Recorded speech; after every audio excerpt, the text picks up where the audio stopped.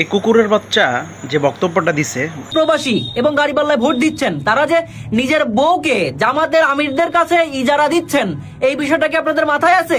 মানে মুরব্বীটা একটা কথা বলে না, ব্যবহার বংশের পরিচয়, ওইটাই। দেখেন কে কোন দল করে তার ব্যক্তিগত ব্যাপার, কিন্তু তার মানে এই না তার মা বোনকে তার দলে ইজারা দিচ্ছে। এই ধরনের কথা বলতে পারে একমাত্র কারা জানেন? যারা এই ধরনের প্রকৃতির সন্তান, এই ধরনের ফ্যামিলির সন্তান। ওই যে মুরব্বীরা বলে না, চোর চিনে চোর রে, তো ইজারাদার চিনে ইজারাদারই। ও যে বক্তব্যটা দিছে, অ্যাটলিস্ট একটা ভদ্র ফ্যামিলির ঘরের সন্তান এই ধরনের কথা বলতে পারে না।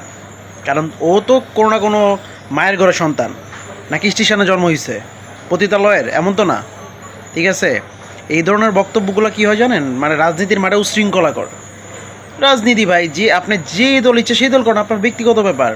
ডিপেন্ড করে আপনার কর্মটা কী করতেছেন, আপনি সেই দলের নাম ভাঙায়া কী করতেছেন। আপনি যে কর্ম করবেন সেই কর্মের ফল আপনি পাবেন।